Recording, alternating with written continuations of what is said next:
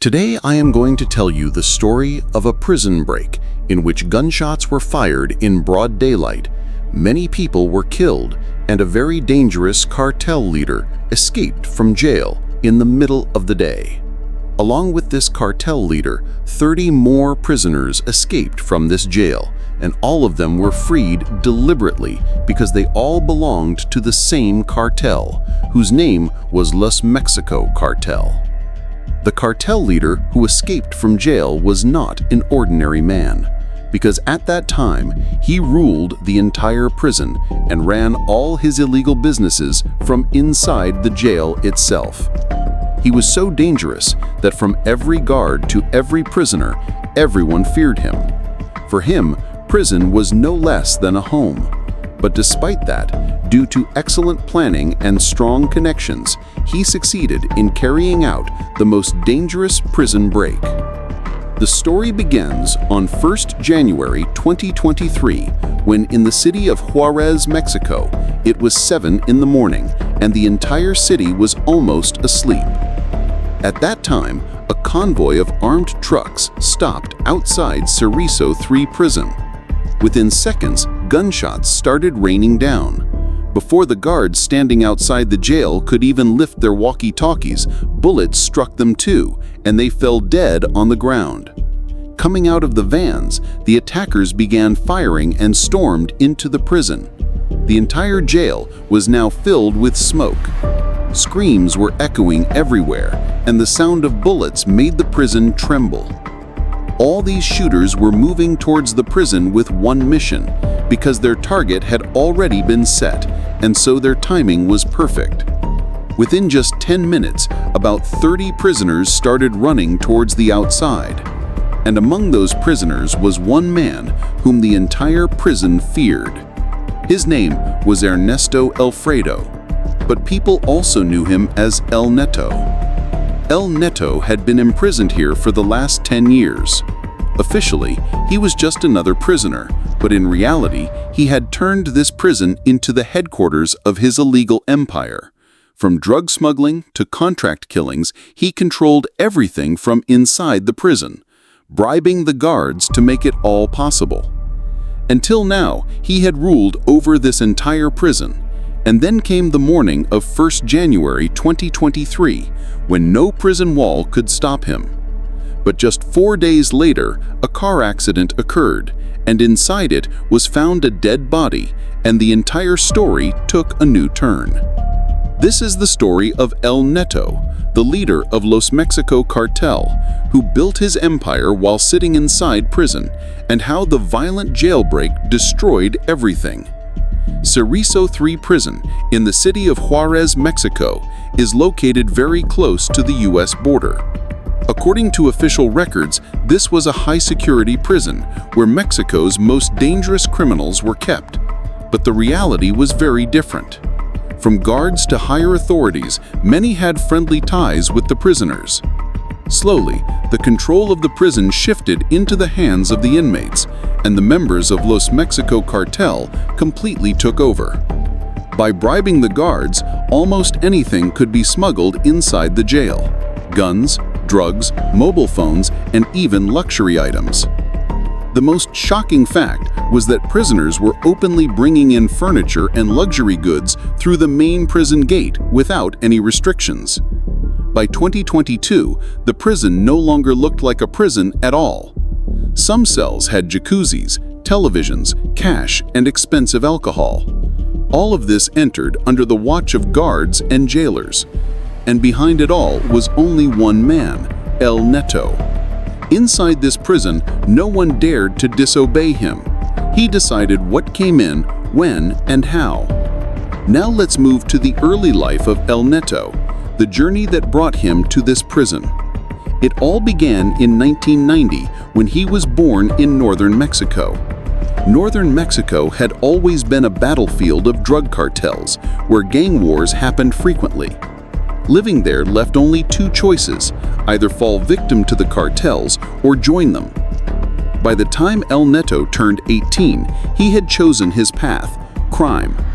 He began committing kidnappings, robberies, and contract killings, all while working with the Los Mexico gang, whose leaders were connected to the world's most dangerous cartel, the Sinaloa cartel. Because El Neto was cunning and ruthless, his name spread quickly in the gang, and he rose through the ranks very fast. But by the age of 18, he was caught by the police for several kidnappings and murders. After his arrest, the court sentenced him to 224 years in prison, which meant he would never see the outside world again. But for El Neto, this was a new beginning. He was sent to a prison where he was about to become the king of the underworld. Soon after arriving in jail, he began building his network. By bribing the guards, he smuggled in cell phones so he could stay connected to the outside world. Through these cell phones, he managed drug trafficking, kidnappings for ransom, and even murders, all while sitting behind bars. Slowly, the prison became his territory. By 2022, El Neto was no longer just a prisoner. He had become the most powerful and dangerous figure in Cerrizo III prison. His reputation grew so much that even people outside in Juarez began to fear him. But in August 2022, the state government made a decision that turned out to be their biggest mistake. They announced the transfer of El Neto to another prison, a federal supermax facility. Far away from Juarez, if that happened, El Neto would lose all his power. The government's only intention was to weaken him by changing his prison. This news spread like wildfire, not only on news channels but also inside the prison. By afternoon, the news had reached El Neto himself. Not only that, he also found out the exact time and route of his transfer. El Neto knew that this prison transfer could destroy his entire empire. That's when he made the decision that shook all of Juarez. That afternoon, two armed men walked into a grocery store with guns in their hands and began firing at customers. And from there, they left without stealing anything. Just a few minutes later, the grocery store caught fire. Within just 1 hour, even cars parked on the streets were set on fire, because of which all the roads got blocked. Not far away, a bus was also stopped. First, the passengers were taken out, and then the bus was set on fire in the middle of the road. The Mexico police were confused. What exactly was happening? The people doing all this had no target, but they definitely had one purpose, under which they were doing it. By afternoon, several shops and restaurants had been set on fire. By evening, a man came out of a radio station, and before he could reach his car, he fell to the ground because he had been shot. Not far from the radio station, a mechanic was killed right outside his garage. By nightfall, about 11 people had been killed. The people who were killed had no criminal record and no connection to any criminal gang, and all this destruction was being caused by El Neto across the entire city, so that his prison transfer could be stopped. In the end, his move worked. The next morning, the state government stopped his transfer. This was a message to the entire government and prison authorities that El Neto was so powerful and no one could do anything against him. Because of El Neto's destruction, the entire city of Juarez was shaken. For many days, shops remained closed, the streets were silent, and people lived in constant fear that it might all happen again. However, even though his prison transfer was stopped, the state government wanted to do something against him that he would never forget. El Neto also sensed that the government was about to do something big against him. That's why now, inside prison, he started his planning. He began planning with his cartel members inside the jail. They used to talk in the yard whenever they were given time for sports activities. They started passing their plans and instructions to cartel members sitting outside. And now, slowly, guns and weapons began entering the jail.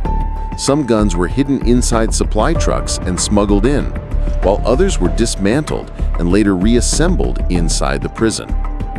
All these weapons were hidden in places inside the prison where guards rarely went, and some guards were bribed so that they would not check those spots. However, not all guards were corrupt. Bribes were given only to those guards who were trapped in some helpless situation. And if any guard refused to take money, they were silenced with death threats. By October, the planning of El Neto and his cartel was complete. 2 teams had been formed. One team would remain outside, but stay in contact with the prisoners inside. Their plan was that the outside teams would storm into the jail while firing and break through the gates. Meanwhile, the second team of prisoners inside would set fire in the jail to cause chaos. And in that confusion, they would open the cells of those prisoners who had to escape. Then, all of them would break through the gates and run towards the yard. In this jailbreak, the most important thing was timing. That's why they chose a day when there would be fewer guards and weaker security. The day that was decided among them was New Year's Day, because after staying awake the previous night, everyone would be asleep in the morning. And for that reason, most of the guards would also be on leave. This entire planning was done in the months of November and December. During this time, they kept track of the prison's routines, the guard schedules, and also searched for every possible escape route. Along with the inside planning, rehearsals of the whole plan were also carried out outside. Firing was practiced while sitting in trucks, and the entire attack was rehearsed in different safe houses. A week before the jailbreak, both the inside and outside teams were fully prepared. Everyone knew exactly what they had to do. Who would fire the guns, who would break the gates, who would stand outside, and who would bring El Neto out of prison. Finally, 1st January 2023 arrived. The next morning was slightly cold, and the people of Juarez were still asleep. Meanwhile, at Saraso 3 prison, the day had already started. At the main gate, a few guards were stationed. Their shift had just changed, and they were talking about the New Year celebrations of the previous night. At this time, a few prisoners were walking around in the yard. Looking at them, no one could guess that something was about to happen inside the prison. And then, at 7 in the morning, a convoy of armed trucks appeared on the road. This convoy had 3 trucks, moving one after another. As soon as they reached near the prison, all 3 trucks stopped at the gate. As soon as the trucks stopped, some men came out and immediately bullets started firing. Within moments, the guards standing at the gate fell to the ground. Meanwhile, some guards ran inside to save themselves, but they too were shot. And because the prisoners inside had already been warned, they all came out of their cells with guns in hand and ran towards the yard. At the same time, some prisoners set fire inside the prison so that smoke would make it impossible to see anything. And outside, the team moved towards the prison from different directions. After entering the jail, more prisoner cells were opened. All of them were members of the cartel. And in no time, all the prisoners began running outside. At that moment, the entire prison echoed with nothing but gunfire and the screams of people. The smoke was so thick that nothing could be seen. And in the middle of all this chaos, some prisoners ran towards the trucks and some disappeared into the nearby streets. Amid this chaos, one man was running, surrounded by armed men. And this man was none other than El Neto. By the time the firing stopped, the prison was destroyed. In this destruction, 10 guards had been killed. 7 prisoners were injured, and El Neto, along with 30 of his men, had escaped from prison. Within just a few hours of this breakout, the Mexican Army and National Security Guards surrounded the entire prison. Police blocked every road leading to the jail. The guards who survived the attack were in deep shock. They could not understand what just happened to them. Anyway, when the army entered the prison to investigate the jailbreak, they immediately realized that the people responsible for this attack were the very ones running the prison itself. In one of the cells, they found a safe containing 1.7 million pesos, and in another cell, there was a flat-screen TV and even a jacuzzi. This made it very clear how corrupt the prison officers were and under whose control this prison really was. At the same time, the army officers noticed the handguns and rifles that were hidden under the beds. Along with that, they found 84 cell phones inside the prison, which left them completely shocked. They also found every kind of drug in the prison: meth, cocaine, heroin, and marijuana. Some of the inmates' cells looked more like private properties, with kitchen appliances, expensive furniture, lighting, and televisions. This made it crystal clear that the prison was completely under the control of the inmates. And that was exactly why they were able to attack the prison so easily, because most likely the main gates had already been opened for them with bribes. The prison warden was immediately dismissed, and several guards were interrogated right away. Meanwhile, the remaining 181 prisoners were loaded on buses and transferred to different prisons. This jailbreak sent a clear message to everyone that this was not just a security failure, but the entire system had been bought, and the man responsible for all of this had already escaped from prison.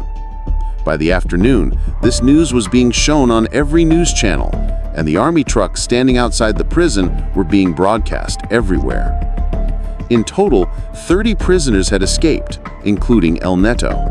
Around 200 soldiers were deployed throughout Juarez, and the federal police put up checkpoints across the city and highways so that every road leading to the border could be checked. Meanwhile, Mexico also shut its borders, and near El Paso, every vehicle was being stopped and searched. Airports were also put on high alert. The Mexican police started putting up wanted posters of the escaped prisoners everywhere. For information on the others, the reward was 300,000 pesos. But for information on El Neto, the reward was 5 million pesos. For the first 2 days, police kept raiding different houses, interviewing people, and searching every abandoned car they could find. But after 2 days of searching, on January 3rd, the investigation took a bloody and dangerous turn. That morning, 2 police officers were chasing someone in the south of Mexico City, when suddenly, heavy gunfire rained down on them. Bullets tore through their car, killing both officers on the spot. By the time other officers arrived, the street had turned into a scene of total destruction. This made it clear that the Los Mexico cartel was not going to back down in this fight. To avoid further civilian casualties, schools were shut down, and shop owners closed their stores earlier than usual, leaving the streets completely deserted. The entire city of Juarez was terrified, living in fear of who the next attack would target. And in this silence, 2 more days passed. On the morning of January 5th, Mexican police received a tip about a house located in Colonia Iztacas, right next to Juarez, a neighborhood infamous for crime and illegal activities. According to the intel, El Neto was hiding inside that house. The police quietly parked their vehicles a short distance away and surrounded the house from all sides. They kept watch in silence. And then the main door opened. Someone stepped out of the house. When the police looked closely, they realized